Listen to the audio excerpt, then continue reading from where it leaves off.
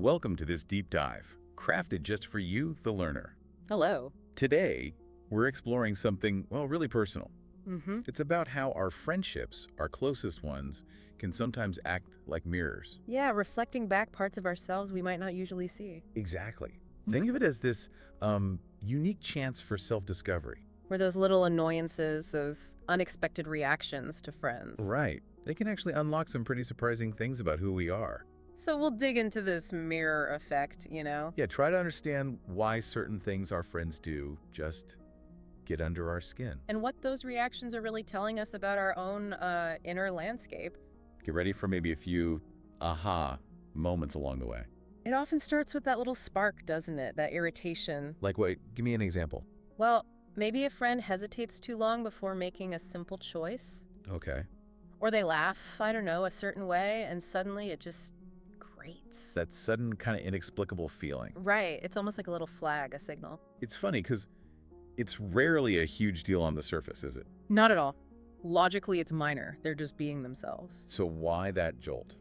Why the internal reaction?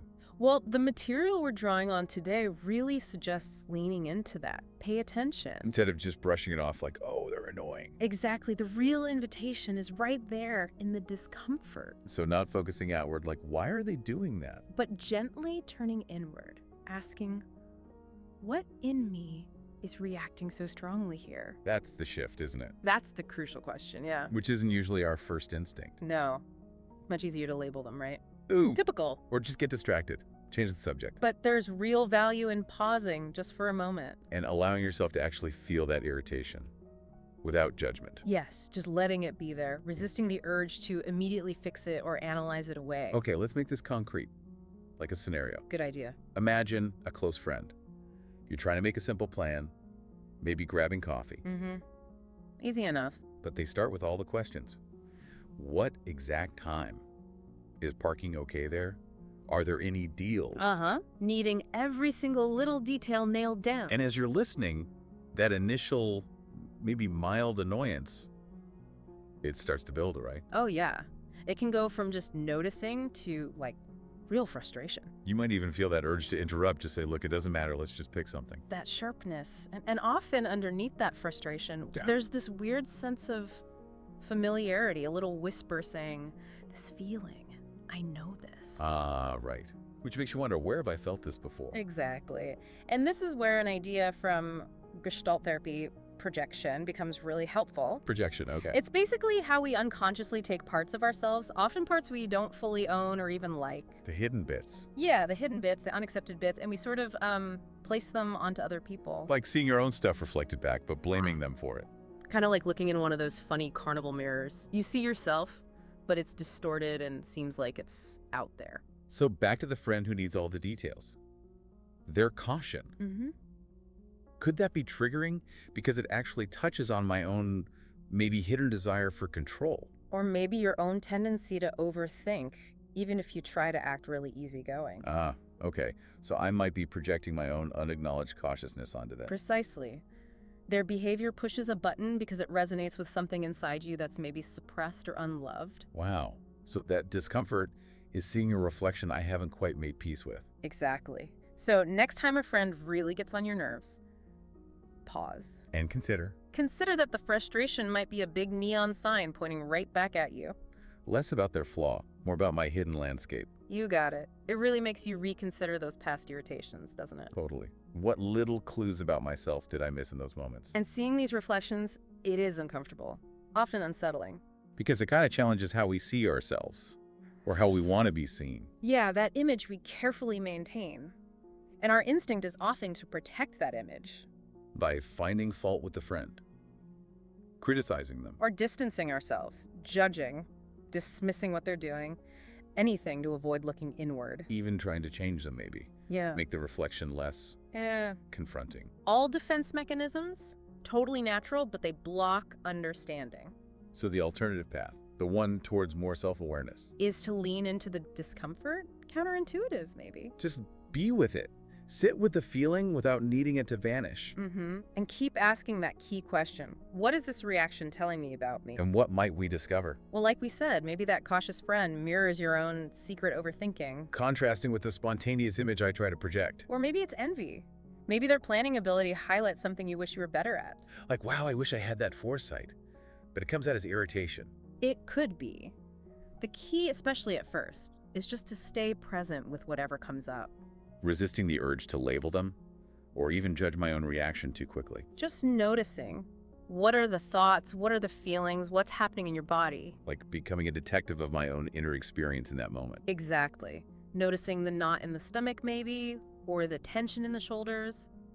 Without judgment, just observing. So this projection thing, it sounds like it's happening all the time. It is. It's a natural way we try to, make sense of things, navigate relationships. But the problem comes when we don't realize we're doing it. That's the catch. Yeah. Because then we're not actually seeing the other person clearly. We're seeing our own stuff, our unacknowledged feelings or traits played out on them. Right.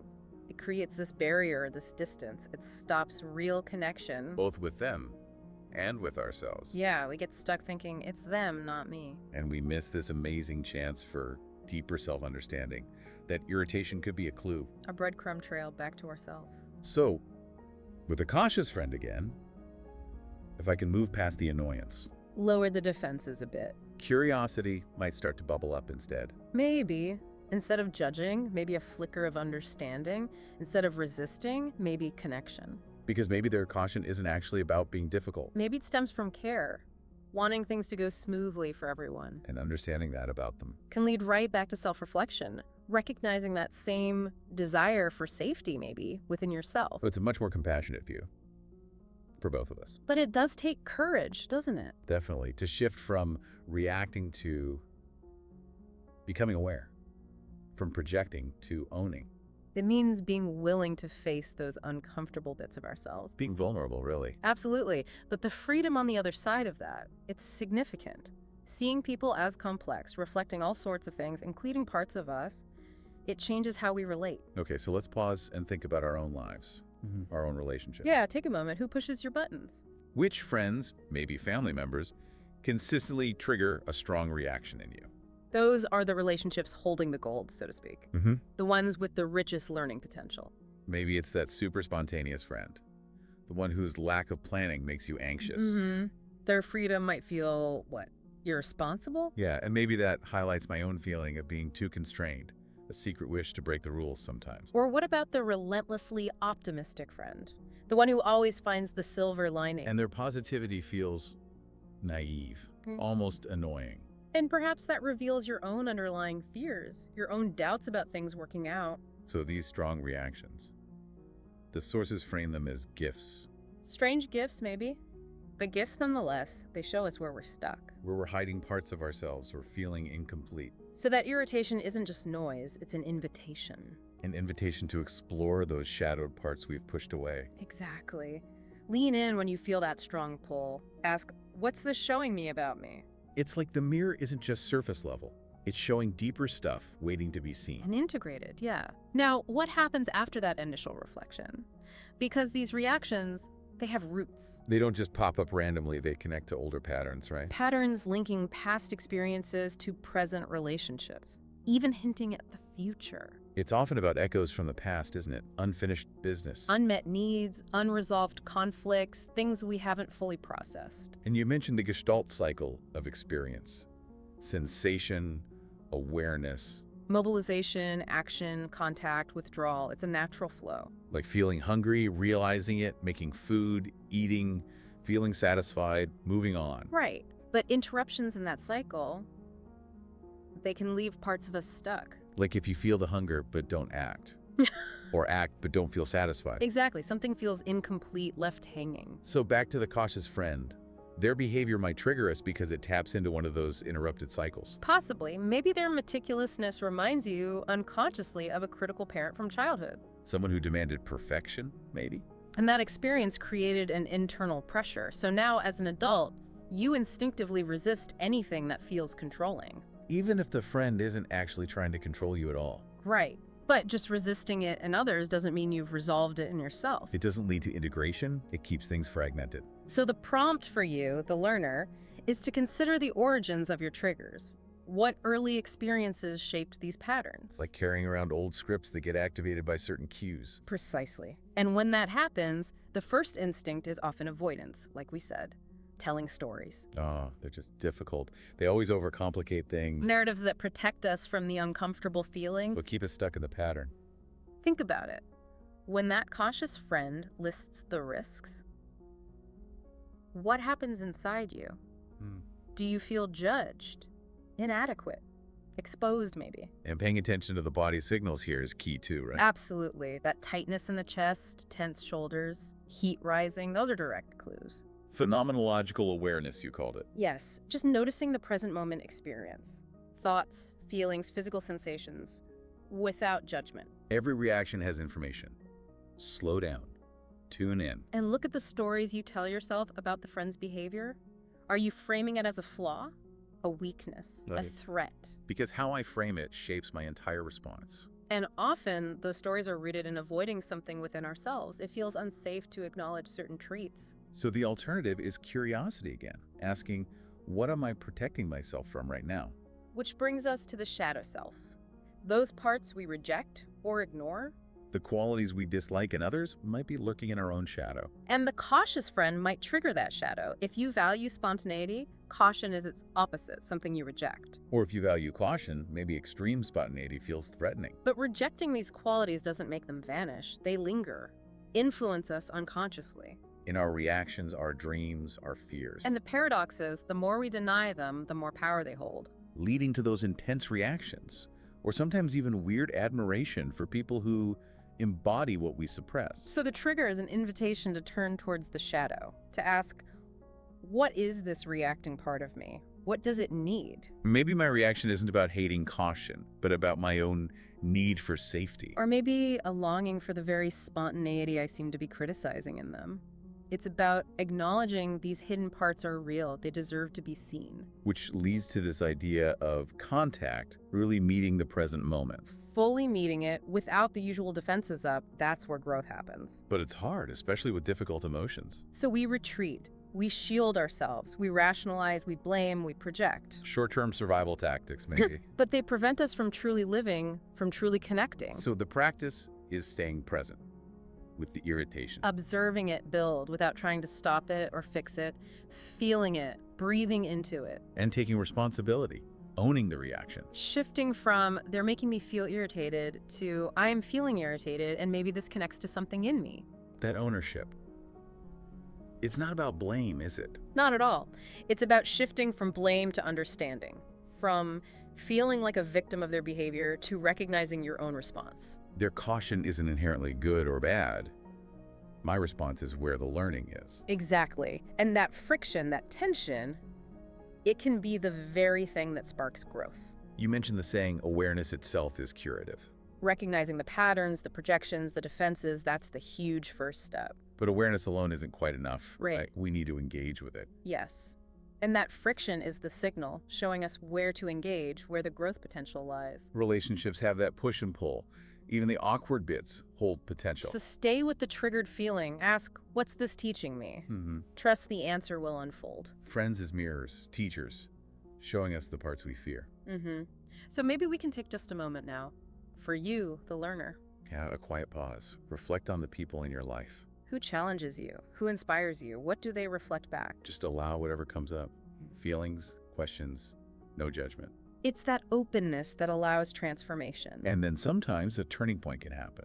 That resisting softens. Acceptance starts to creep in. It's usually gradual. With a cautious friend, maybe moving from seeing their meticulousness as annoying. To seeing it as care, Yeah. consideration. Moving from judgment to compassion, seeing the whole person. And suddenly their qualities aren't about what's wrong with them. They become more about possibilities. Yes. Within me too. Yes. It's that paradox.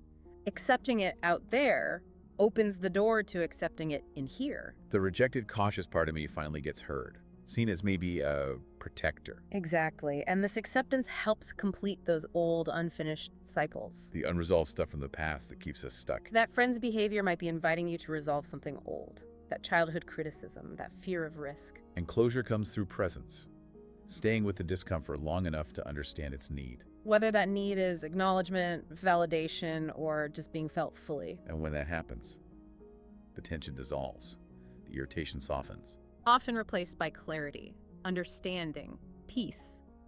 Because something inside has shifted.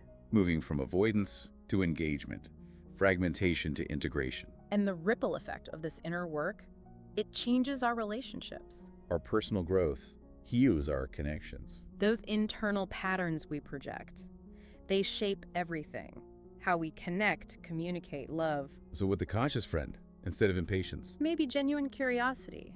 What helps you feel safe when we plan things? Wow, that small shift creates so much space. For connection, understanding, mutual growth. But it starts with the inward journey, facing the avoided parts, integrating the projections. Becoming more whole, more authentic, more alive ourselves. Which naturally transforms how we relate to everyone. It's powerful stuff. And as we wrap up this deep dive, it's good to remember this is, well, ongoing. Yeah, it's not like you figure it out once and you're done. There will always be more reflections, more layers to see in those mirrors our friends hold up. So the question for you, the learner, is really about willingness. Will you keep exploring?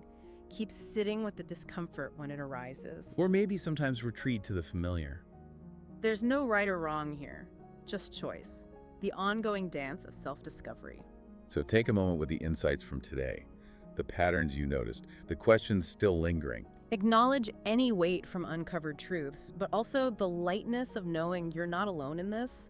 Every interaction is a chance to grow. That mirror shows us who we are, yes, but also who we can become. Sometimes challenging, sometimes exactly what we need. Remember, this mirror effect keeps working long after this conversation ends. Shaping your responses, how you handle conflict, just your general presence. It's a constant companion, that mirror. Sometimes heavy, but ultimately a gift. Reminding us that healing is about becoming, and every reflection holds potential. Thank you for taking this journey with us today, feeling, questioning, wondering.